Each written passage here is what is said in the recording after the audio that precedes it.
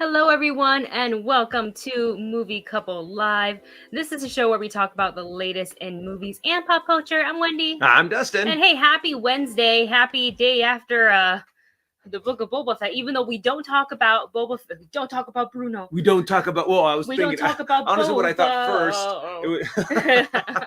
I was actually thinking more of, we don't talk about Fight Club. But yeah, Bruno is a little bit more recent. So, that kind of matches too. And it's also Disney. I've been listening to the song nonstop because it's just so incredible. So that's been in my head. But yes, we are not going to talk about the what's happened on the latest chapter of the Book of Boba Fett. So please refrain from posting any sort of spoiler comments in the chat, or if you're watching on the VOD, just so you know, it's because the show does drop midnight on midweek. Not everyone can stay up late and watch it as it drops, and also the next morning a lot of people have to go to work. So please do not spoil it for people that cannot get to it immediately. Fortunately, Wendy's got her coffee all set and ready to wake up from only getting like 4 hours of sleep. I went to sleep at 5, guys. No, that's when you went to bed. Yeah. Because by the time you actually your brain is all going Boba Fett, edits. Yeah, it so doesn't. It's hard to be like, shut up and let me sleep. Yeah, and my brain doesn't stop for like at least half an hour after my head hits the pillow, because I'm still like, okay, does the edit look okay? And should I have added anything in the description? Is the thumbnail too spoilery? And so far, knock on wood, no one said it. So I know I saw some of the other reaction channels just straight up put like very recognizable thumbnails from the show, including the title of the episode, like straight on the thing. I was like, ooh. But they do them, and like, I have to admit though, I really like this episode. Yeah. So you guys, when you do watch it, you're in for a treat. It is a really good episode. And you know what? One I'm of not the going to best say so far. anything more than that. Yes, because so anything else that I say, X. even a little bit, X is going to be huge the spoilery. Boba Fett talk.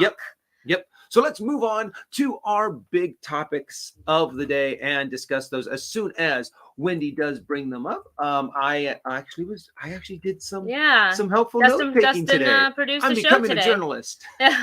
No, I'm never going to go that far and call myself that. Well, we're going to go ahead and say you at least produced the show. So today, just news flashes as opposed to main topics as we do. And also to let you guys know, aside from the Book of Boba Fett Chapter 5 reaction, we also have the Cobra Kai Episode 5 as well reaction that is up. I'll be working on episode 6, and then we have 4 more to go after that. And coming this Friday on the 28th, we will be publishing our reactions sometime on Friday and or Saturday. But I'm going to try to do all 3 in one day to release because they're shorter episodes. But for The Legend of Vox Machina, we did get press screeners, so we were able to preview the episodes. And without spoilers, it is such a, first of all, rated Ma for mature. Oh, very Ma for mature. It has everything. Vulgarity, violence, nudity. It's all in there. So it is very, very Ma for mature. Yes. However, it is amazing. It is amazing. It's so good. Don't worry if you are not a critter, which means you don't follow Critical Role, and that is okay because you don't actually need that background. It's nice to have. It's extra supplement for the storytelling and filling in and Easter eggs and all that stuff. But do you need it to start watching The Legend of Vox Machina? No. Do you need to know D&D in order to watch The Legend of Vox Machina? Absolutely not. Does it help to make the story and the Easter eggs and all that a little bit richer? Yes. But do you need it? No. It's a fantasy cartoon. So we can't wait for you guys to start watching it when it comes out on Prime Video. So with that said, that's all coming to the channel or is already up on the channel. And we're going to go ahead and dive into this first piece of news flash that Dustin pulled. Let me just go ahead and pull up our little news flash section. So it's sounding like there is a movie coming to, and I believe this is Prime Video, starring Chris Evans and Dwayne The Rock Johnson. It is called Red One. And apparently right now, a lot of the plot details are still under wraps. But what it's going to be is Chris Evans and Dwayne The Rock Johnson in a like spanning the globe action adventure comedy, and it really does kind of let me just read it right off of the sentence. It says, yes. The film, which is currently titled Red One, aims to shoot this year. It is a globe-trotting 4-quadrant action adventure comedy. Whoa. Imagining a whole new universe to explore within the holiday genre. Unfortunately, right now, plot specifics are under wraps, but I'm really curious to see a movie. Could it be about Santa Claus? Oh, Red One? What if you actually had Dwayne The Rock Johnson? I was actually thinking of having, well, that would happen, Dwayne The Rock Johnson as Santa Claus. Would you guys actually want to see The Rock as Santa Claus? Buff Santa? I think that would be really funny to actually be able to see The Rock as Santa Claus. Or heck, it could even be Chris Evans as Santa Claus. But if you had to choose between the two, who would you want to be playing Santa Claus? The Rock or Chris Evans? I don't know, because I can actually both see them doing it. That's why I think it'd be funny. It's like, maybe they're currently elves, in like delivery elves, not like toy making elves. And Santa's like, hey, I think I'm gonna retire, so the next person, this is all me speculating, I'm probably so wrong, but maybe he offers, it's kind of a story that we've seen before, offers a promotion, and these two are already like employee of the month, elves of the month at North Pole, and they're gonna go, who's gonna get promoted to the next the Red One. I don't know. You know what though? Honestly, what is it called? Ruru2 has something in the comment here for Chris Evans as Krampus. I don't know as like the evil Santa Claus, but what would happen if you had one of them be Krampus and one of them be Santa Claus, kind of a thing. So you have a way to actually have Chris Evans and The Rock kind of doing an action attack or a fight scene kind of a thing. There's definitely going to be action. Both of them are very experienced in action films. I mean, literally almost every single movie that The Rock is in has action in it. And Chris Evans, we've only seen him play Captain America for how many years? And then previous to that, he was the Human Torch. And he did a really good job in Knives Out. I thought he was a great villain in Knives Out, and I thought the way that he did his character was just really fun to watch. So both of these guys are really fun actors to watch, and I'm actually excited to see what they do together in an action adventure comedy that is a Christmas genre movie, or technically it says holiday. It does not say Christmas. It's just, we're now thinking in this direction because I spun it in my head as a Santa thing because I'm associating the Red One with Santa, which could not be the case at all, and I am flat out wrong, which happens a lot. I do want to mention the project stems from an original story by $7 production president of production Hiram Garcia that Amazon Studios landed after a competitive bidding war last year. Jake Kasdan, who worked on the Jumanji franchise, is directing from a screenplay by $7 Productions. Frequent collaborator Chris Morgan, who previously worked with them on such titles as Fast and Furious Presents Hobbs and Shaw, The Fate of the Furious, Furious 7, Fast and Furious 6, and Fast 5. So 100% this is going to be filled to the brim with action. Yes, and I just can't wait until we get some more plot points from this movie. So we'll keep our eyes on this news and report back if there's any further developments. And with that, we're going to go ahead and move on to the next bit here. And this is an interesting piece. Percy Jackson, which we all know, we've seen the movies. Maybe many of you have read the book. But Percy Jackson and the Olympian lands as an official series order at Disney Plus. I think both of us have said, while we enjoy many book to screen like movie adaptations, and some are very successful, sometimes the series, I feel like, gives the books and the writers more time with these characters and plots and stories to fill out every little thing instead of trying to cramming, okay, we got to get this book in these 2 hours. That's a lot to put in. So I think Percy Jackson is such a great story. It's a great book series, and it's very popular too. Honestly, and I think that's something that the movies really could have benefited from, is having more time. And when it's so far all that has really happened is that Disney Plus has ordered a pilot of this series. And I feel like Disney Plus is a perfect place for this series. It fits into the young adult genre.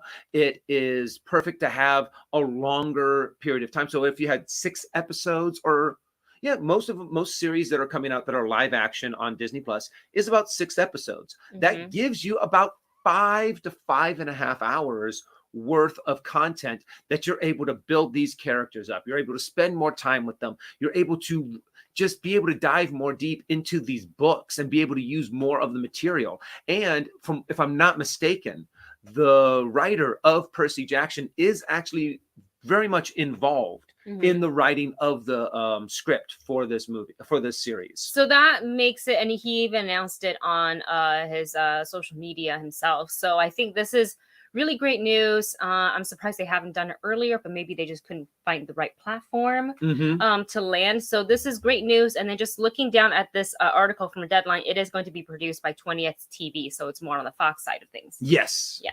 All right. Let's go ahead and move on to our next topic here. We were going to talk about this piece of news, I think last week, but then we ran out of time. Yeah. Because we were also trying to talk about Boba Fett. And we've talked about this briefly before, about certain franchises, certain actors filming things literally in actual space, not just on a green screen or at the volume. So according to Variety, a new film studio will be built in space by 2024. So this is going to be called Space Entertainment Enterprise. Or SEE, SEE for short. Yes. The company co-producing Tom Cruise's upcoming space movie plans to launch a sports arena and production studio in zero gravity. So SEE has unveiled plans to build a space station that contains a sports and entertainment arena. So they're just like 0 to 100, like not just a studio. We're giving you a sports arena as well. How do you do sports in space with zero gravity? From what it says in the article, what they're planning on doing is that there's going to be one area that's actually going to be inflatable. So it's going to be this one huge area. I think they said 6 meters in diameter, and it's going. Oops, sorry. Oh gosh. That was just me kicking the table.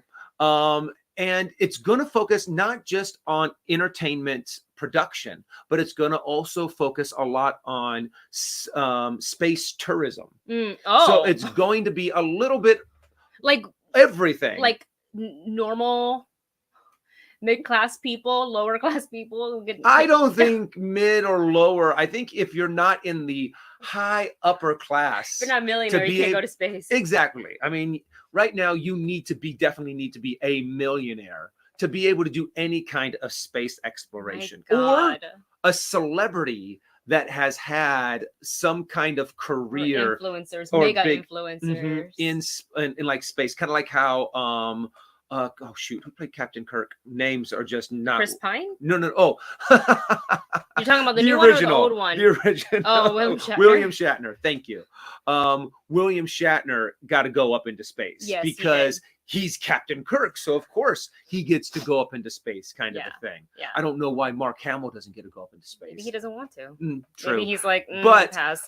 Honestly, even though, I mean, by 2024, this sounds like it is really high in the sky, no pun intended, but shooting for the stars, shooting guys. For the stars. No, well, that doesn't work either. That's a little too much on the head, but kind of an idea, kind of like, what was it? If any of you saw Don't Look Up, that idea that the the big corporation guy had to be able to mine the asteroid that was coming to hit Earth, it sounds a little bit like it could be done, but I didn't even know we were anywhere near that level of technology, kind of a thing.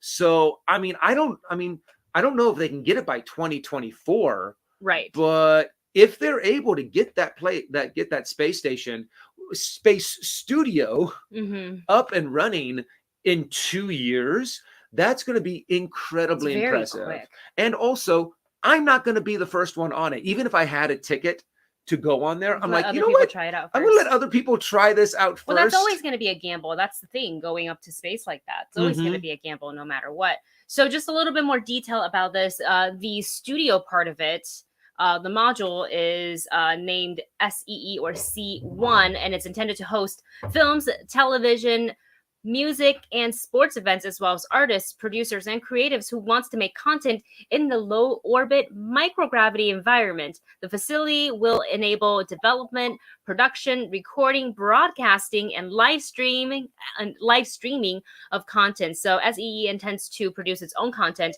and events in the module, as well as making it available for third parties. This certainly opens up for exploring the unknown, I guess, like how filming in space would work. And I think we got some interesting terminologies here in low orbit microgravity environment.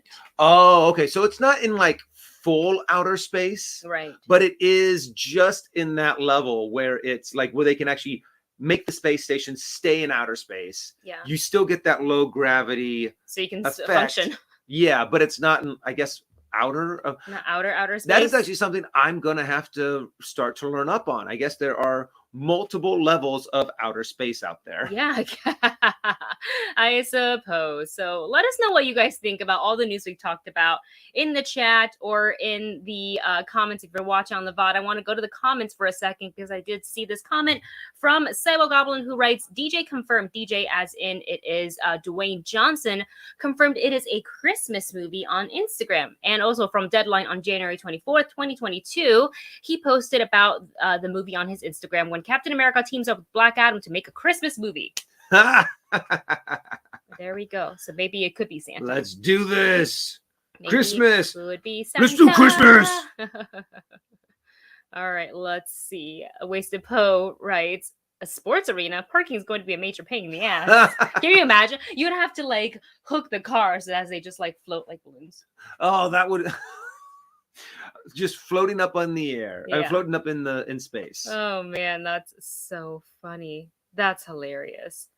Gosh. Well, I mean, we've been talking about Tom Cruise wanting to film in space for a long time. Really long time. So I'm just surprised that they finally have like put all of their eggs in one basket and they're going like, we're going for it. We're going to space. We're going to make movies in space. Oh, man. Rick Sanchez says, hello, Rick Sanchez.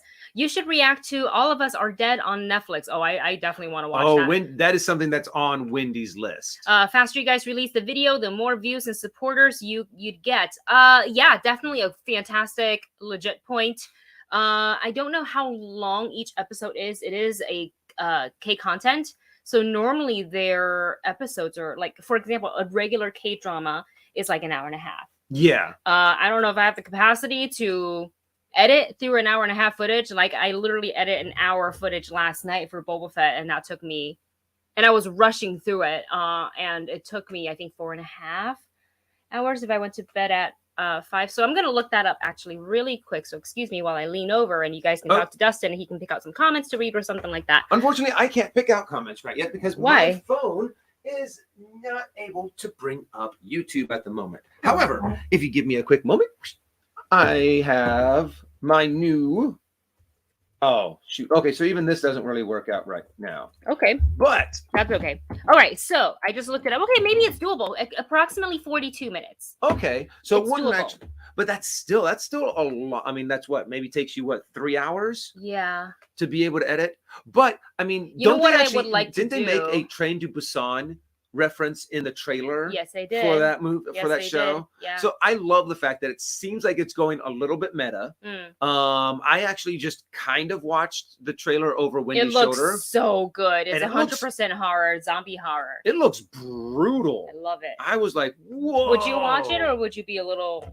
I know this is kind of taboo to say, but if they had it in subtitles, because it's really dubbed, that's what I meant. My apologies. If they actually had it dubbed, then yeah, I would. I'd sit down and watch it with you. But then that's now another movie, another show that is on our. No, my was I don't want to watch an English dub. I want to watch it in Korean because then I lose some of that raw and flavor of the show. So maybe we turn it into a watch along instead. Okay. Maybe we do that instead. But we'll talk about it, toss it in the air. It's in the air. Yeah. And actually I still want to do a watch along of the Thrawn animated show that I was handed, that was done on YouTube. Because someone gave me the Thrawn trilogy. Apparently what someone did is that they animated, kind of doing video game style cutscenes, and they made a Heir to the Empire's movie, Heir to the Empire, the Thrawn trilogy, on YouTube, and it just recently released. I can't remember who sent me the link, but thank you if you're here in the chat. Because I've been wanting to do a watch along either on Twitch or or heck, I could probably even do it on my YouTube channel. Yeah. Because right now I don't have much content on that, but I would think doing some watch along would be a lot of fun. Yeah. So something to explore, something to think about. So it's definitely less editing for us because it's just pre-production as opposed to post-production. Let's see here. And thank you. Oh, no, I clicked on the wrong thing. Where'd it go? There was a comment I wanted to read. Here it is. Thank you so much to David Datura, who writes, for all intents and purposes, microgravity is zero gravity. Oh, okay. Okay, so it is still zero gravity. I can see the PAs. I gotta get the gaff tape, and then try to like swim. I know, and that's going to be a big what is that called? A big thing that a lot of people that are like, okay, we are professional gaffers, we're professional workers on productions, but none of them, even the best of the best, have not worked in zero gravity. Imagine putting that on your resume. Worked on SCE. Cool. I have done gaff work in space, PA work in space. Yes. Debbie says, this whole thing sounds like Elysium. We know how this ends. Well, hopefully they're insured and hopefully they have the best of the best working on building this and all the experts supervising 24 hours around the clock, because when it goes bad, it's going to go bad. Yeah. And we don't want it to go bad. I do not want to see this to be a disastrous thing. I want any filming that they do, any crew that they take, they arrive there safely and they come back safely. That's what I would want. Definitely would not want to read that headline at all. Thank you so much to Amr Nail for your super chat. Amr writes, there are rumors that Dwayne Johnson could play Kratos from the video game God of War. He would fit the part so well. What do you guys think? Oh, absolutely. 100%. Not only does he have the physique, he has the look. He has the attitude, kind of. I mean, Kratos is just this grumpy, this kind of just gruff warrior. That's something that Dwayne "The Rock" Johnson really can pull off. Zeus! I'm going to kill you, kind of, rip your arms off and beat you to death with them. He certainly has the physicality and the physique of, like, I can see someone as Kratos. However, and this is no shade on Dwayne Johnson, because I think if he's given the role, he'll crush it. Yeah. Like he does literally every single role that he's been given. I kind of would like to see Dave Bautista in that role instead. Oh, I think I can see him, again, similar physicality.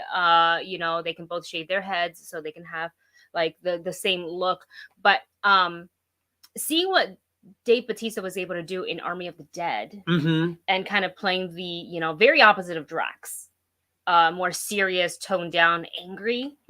I can see him being Kratos, or they could hire someone that's relatively new to the scene. There's actually a lot of pretty good big buff actors that you could get. Ricardo is actually putting a good suggestion in there and putting in Jason Momoa. Jason Momoa I'll never say no to Jason Momoa in anything. I'll watch him and he can play whoever he wants and I will watch it. It's a cameo. I will watch it. That's really interesting though, if they do the God of War video game. Again, Dwayne Johnson, not a bad choice, obviously. He is, what's the word I'm trying to think. I feel like, what we know as like, movie stars. I feel like he fits that like movie star because he's known globally, internationally. Yeah. Like you hear the word Dwayne Johnson, The Rock Johnson, everybody's like, oh my God. Yeah, everyone who knows that name. Honestly though, I think one kind of thing is that Dwayne has fallen into the habit of being Dwayne as his character. kind of a thing. All of his characters, he's kind of like, there was a time at the beginning of his career that he was actually, putting in legitimate training and trying to be like different characters. But now it's kind of like, you know what? Everyone just wants to see him as Dwayne The Rock Johnson. So that's what he does, kind of Perhaps, a thing. but I still think he could still do a different character. He could very much pull away from that. Oh, we're gonna 100% see him flip the switch on you in Black Adam. Like he's about to bring it. I hope so. Yeah. I'm excited to see him as... He's so I mean, not to say he's not passionate about any other project, because this man is like 200% in all the time. I don't know how there must be 8 of them, because he has the time to work out. And I know, I get like he's probably got tons of personal assistants, personal chefs, and the schedule to a T. But as a personal assistant, you can only push and pull so much. He's got the drive to make it all happen. Work on multiple movies, producing things probably behind the scenes we don't even know about. He's got merch. He's got other programming. He does the working out thing. He 50 million things. I wish I had that guy's kind of motivation and drive. I mean, it is crazy. And we have a huge super chat. Thank you so much, Tony. Tony, good to see you. Good to see you, oh my gosh, how have you been? How's the job? Tony, thank you so much. Tony says, dinner is on me again tonight. Woo! Glad you guys are well, and you guys need to watch Uncle. The new K-drama is so good. Uncle. Wendy's like, ooh. Allow me to look it up right this moment. Technically, you just could have said new K-drama. I must have Wendy would not have heard about been this. all into it. Honestly, I really wish that I could sit down watching K-dramas or just watching foreign films was a little bit easier for me, to where I didn't have to have subtitles. Because there's so much good material out there from what I have been hearing. I mean, Wendy goes nuts over I'll be here in the room, like doing something on my computer, and I'll hear Wendy's reactions of, oh my gosh, kind of a thing. And I'm like, oh, I wish I could be watching. I mean, it's just the fact that being able to watch it with subtitles, I miss so much. Yeah. And I'm like, what happened? What happened? And then Wendy has to like stop and tell me what's going on. I did that for Parasite because I refused to let him watch that in English. I don't think it was available, honestly, dubbed. And I was like, we're watching this. But I think some of the latest reaction you heard me doing, or sounds that I was making as I was watching some K content, it wasn't even K drama. It's K content. It's on Netflix. It's called A Singles Inferno. I literally was watching that, and somebody picked another contestant that I was very surprised by, and I was like, what? Like, wait, I'm so invested. I don't know why. Lately I've been watching Snowdrop, and that is on Korean Disney Plus, and I watch it because I'm a Blink, and Jisoo from Blackpink is in it, and she is doing fantastic. I've always known, I was like, she's got just, a lot of people say, like she's like the visual member of Blackpink, and they're all pretty, but she's just, her face, just when I look at it, she's got this classic beauty that I was like, actress, and look at her now. Breakout role in her first K-drama. I hope more to come. But I want to read to you guys about Uncle. Thank you so much to Tony to recommending this. So it is said, Jung Hyuk is an unpopular musician. He's like a loser. And his life has hit rock bottom. He has broken off his relationship with his older sister, Jung Hee. One day, Jung Hee's son appears in front of him. His nephew becomes OCD after Jung Hee divorced. Jung Hyuk begins to live with his nephew and takes care of him. Meanwhile, Jung Hee divorces her husband after 12 years of marriage. Her ex-husband was physically abusive to her. She moves into a cheap rented apartment and must deal with her ex-husband and his mother as they try to take custody of her son. Oh, God, this sounds like just tear-inducing type of a drama. Hae Ryung, maybe that's how you say it, is a resident of the expensive apartment complex Royal State. She is the president of the mothers community at the apartment complex and is admired by the other mom members. Kyung-il is a resident at Royal State. He has a sweet and warm personality, and after his wife died, he has raised his daughter alone. Yura is a member of the mothers community and admires Hae-ryung. So it sounds like a couple of different storylines, and somehow they're going to all interconnect, because I wonder how the cheaper apartment and the sister who lives there is going to connect with the residents of, or maybe that they're just keeping it 2 storylines, but that's Is the entire series out yet right now, or is it okay? So release dates December 11th through January. Okay, so they're coming up on the season finale. Oh, okay. Can I find it on Netflix? Oh yeah. So Tony, where are you watching that? Is that actually somewhere on Netflix, or I might have to go to a specific website to watch it. Cool. Well, that is something else that you've got now on another another recommendation that you have. I was supposed to start watching Hometown Cha-Cha-Cha because I told your cousin that I would start watching it. Yeah, because that was a recommendation. Yeah, but then Cinco's Inferno came out, and I was like, well, I gotta watch that. And then Snowdrop came out, and I was like, well, I definitely have to watch that. And now I want to watch Uncle. That's it, man. I'm. If you guys get a chance to dive into any K-drama, just pick one. They're all really good. Some are better than others. Where would you recommend people to start their K-drama adventure? I mean, I want to go kind of old, like old school, and I would say City Hunter. I had a feeling. Yep. Lee Min-ho and City Hunter is fantastic. Or you can actually watch Kingdom's a really good one that has zombies in it if you're okay with zombies. And then if you're Lee Min-ho is like one of my favorite Korean actors. So I would watch King the Eternal Monarch because there's some like parallel time travel sort of a situation happening here. So it's a period piece and a modern piece, which is really, really cool.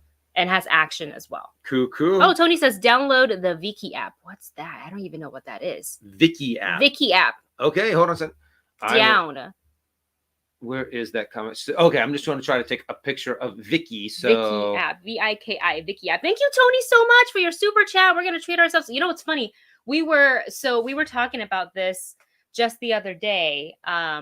Because our wedding anniversary technically is in March because that's the day like the actual wedding happened. However, for paperwork, we had to go and get married at a court. Most people do that. I think you have to go to the court and get like your marriage license. Or what they do is that they have the paperwork there at the wedding. As soon as you get married, then you sign it. But we were like, you know what? We don't want to bother with all of that. Yeah. During the wedding, let's just sign the paperwork 2 months ahead of time. Get it all out of the way so we can enjoy the wedding. Yeah. Kind of a thing. Yeah. So we're not being pulled away more, and we can just spend time with family and friends at the wedding.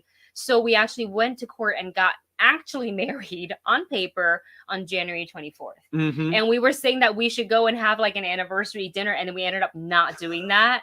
We just decided we're like, maybe another day. So now Tony just treated us. Now we're going to anniversary dinner. Thank you so much, Tony. Oh, so sweet. And we do have another super chat from Marvin Martin. Marvin, thank you. Thank you so much, Marvin. I can't find it. Here it is. Right there in the blue. What games you want to adapt? Legacy of Kain for me. Legacy of Kain would be a really. What's that one? That's the one. It's kind of a fantasy genre, but it's like all around vampires. And there's this one like vampire lord, and one of his they keep on evolving and adapting over the thousands of years that they've lived. Yeah. But one vampire evolves faster than the Lord. And he, of course, gets all mad and he grows wings and he rips off the wings and throws them into a pit. Sounds like Lucifer. Almost. Kind of a thing. And now that he's come back and he's now kind of like he drains the life force out. I think I played it a little bit and I saw I think it was Marvin who actually put the link in there to the beginning of the game. And I would love to actually see that adapted because that is something that's never been done. That whole I'm thinking of Legacy of Kain. Yeah, that is it's Soul Reaver. No, I think they're answering Marvin's question. Oh, okay. But yeah, that is a really good one. I was honestly the ones that I would like to see are ones that they've already done but failed miserably at. I would love for them to actually do like a good World of Warcraft. I would love Marvin, was it Marvin? No. Marvin yes, says Marvin Martin. It's like Legend of Zelda with vampires. I was going to say I would like for them to make a Legend of Zelda movie. It's difficult to pull off because your lead character does not talk. So do you just be like, you know what, forget it, we're going to make Link talk? Or are you just going to go with it and try to make it so there's a reason why he doesn't talk? I worry about with that, and I get how difficult it can be when your like title character literally doesn't speak in the video goes. So you want to follow the source material, but then how do you make a movie and just make everyone else talk but Link, and that actor just stays silent? I feel like it's kind of the same issue that many people had with Snake Eye, where they had the character talk, even though it is a prequel to, you know, before he took his like vow of silence. But a lot of people were kind of still put off by the idea that Snake Eyes was talking, speaking. Yeah. So that makes it a little bit more difficult. We have MK saying Bioshock. That would make a really good one. A game that I spent a lot of time playing that I would love to see, but I think would be a little difficult, is Amalur, Kingdom of Amalur, The Reckoning. I think would make a really fun story. Or would make a really fun movie adaptation, or even a series adaptation.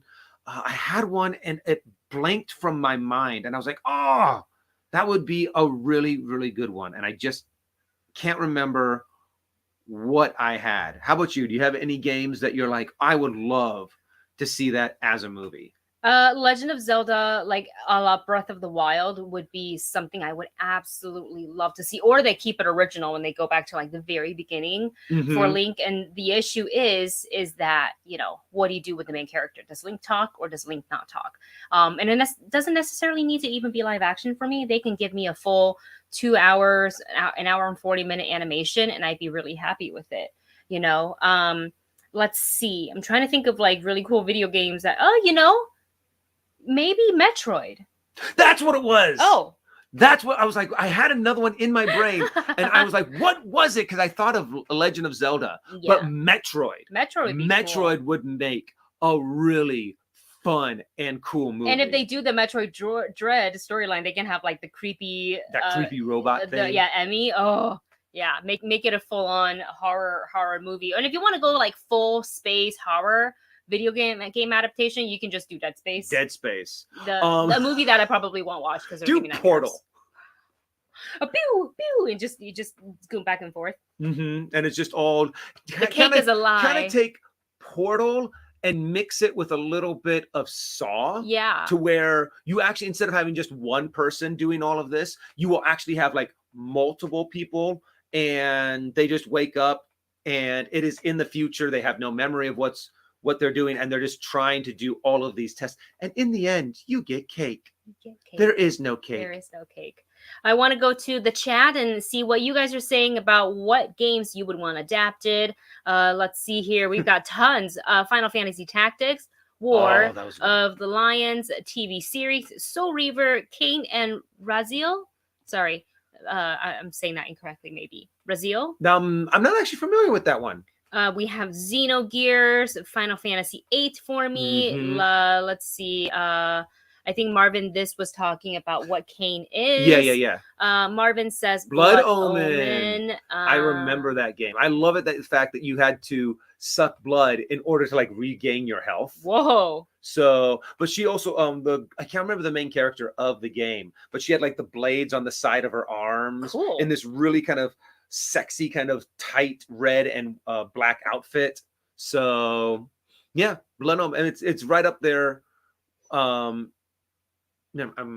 just blanked on me. My apologies. Oh, okay, but I think that would make a really fun game too. Yeah, a fun movie. Ruru 2 says Mike Tyson's Punch Out. I like that one. Sorry, I'm just gonna read Ruru 2's because you talked over it. Sorry. Ruru 2 says a Shadow of Colossus movie. Bioshock says MK Splinter Cell. Where is Donkey Kong? Where I don't even know where you saw that comment. Oh, I'm sorry. It's near the bottom. I have the scroll that I kind of keep watching at the bottom. Yeah.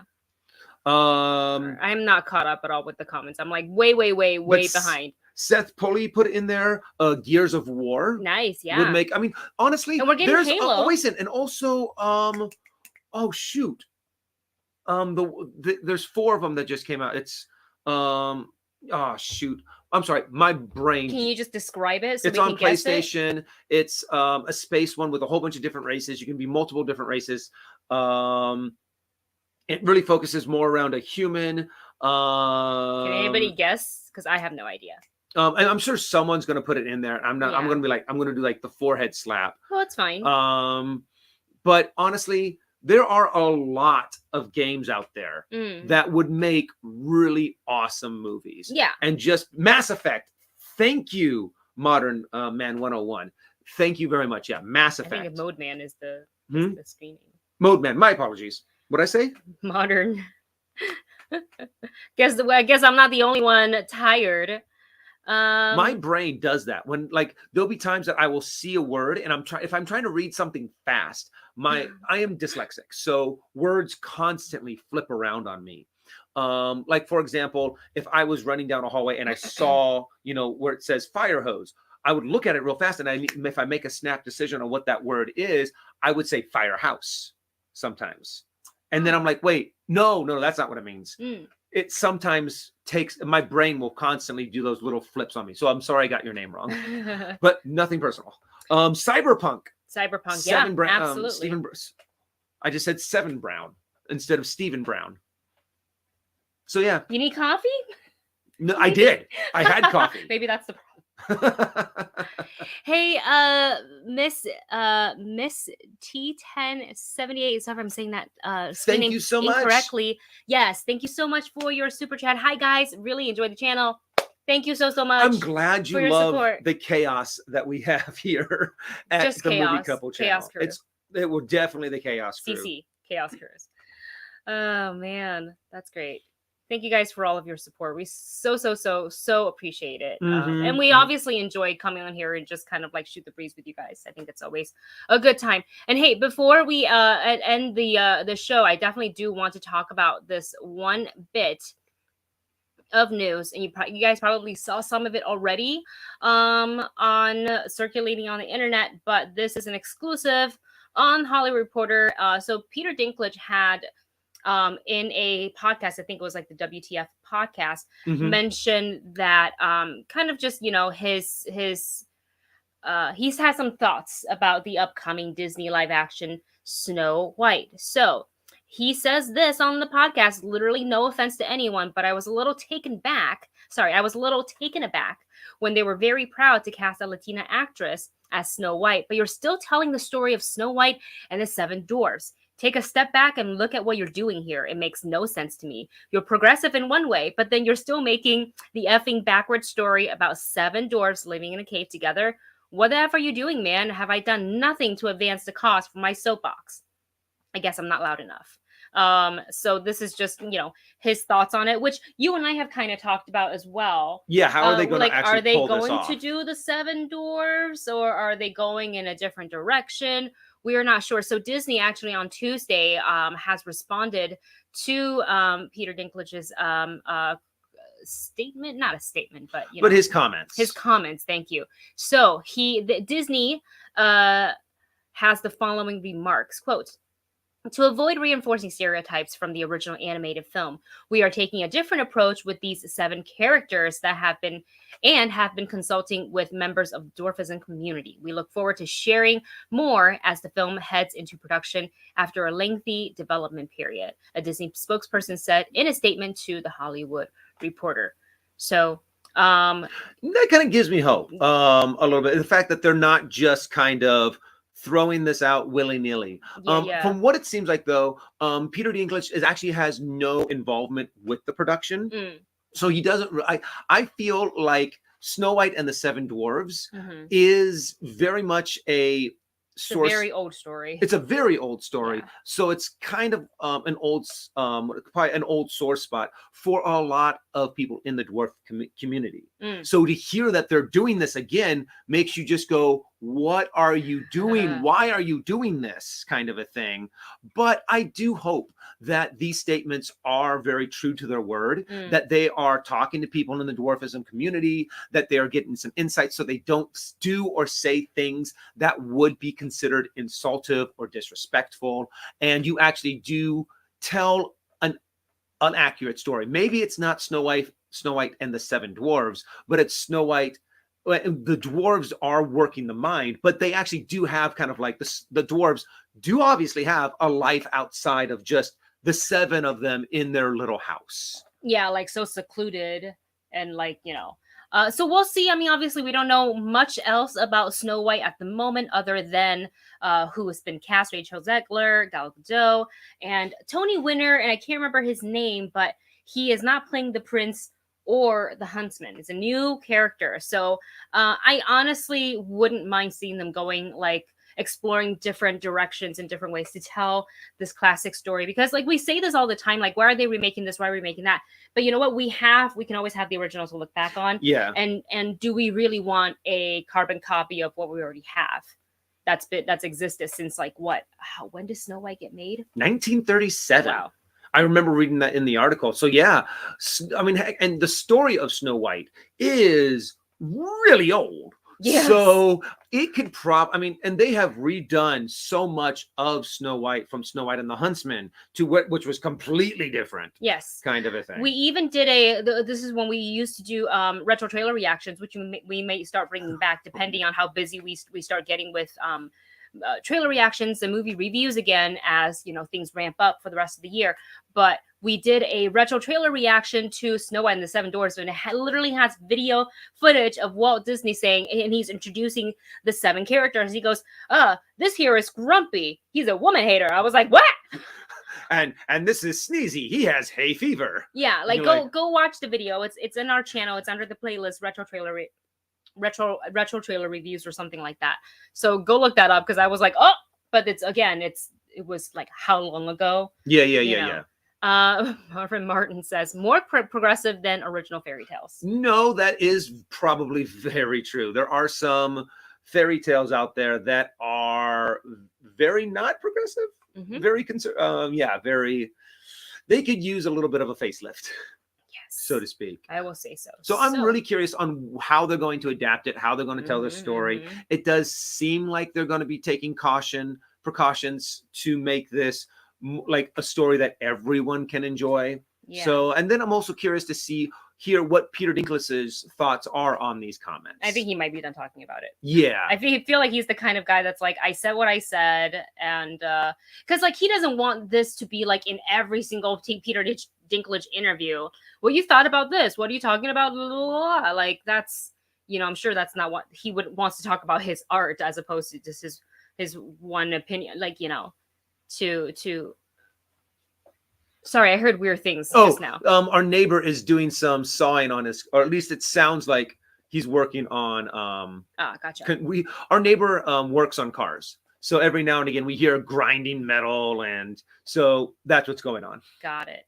Well, you guys, that's it for all of our news today. Let us know what you guys think of all the news. Let's continue the discussion in the comment section, especially if you're watching on the VOD. And make sure you guys come back on Saturday, 2 p.m. PT, as we talk about the latest episode of the Book of Boba Fett. For now, we're going to keep quiet on all the spoilers, so you guys can have the chance to watch the show, which is why we're not even having people discuss it really in the chat. And thank you guys so much for being so respectful and not posting any spoilers about the latest episode of the Book of Boba Fett, so everybody has the opportunity to do so. All right, guys. But if you have seen it, go over and check it out on our channel. Check out the reaction. Yes, check out the reaction.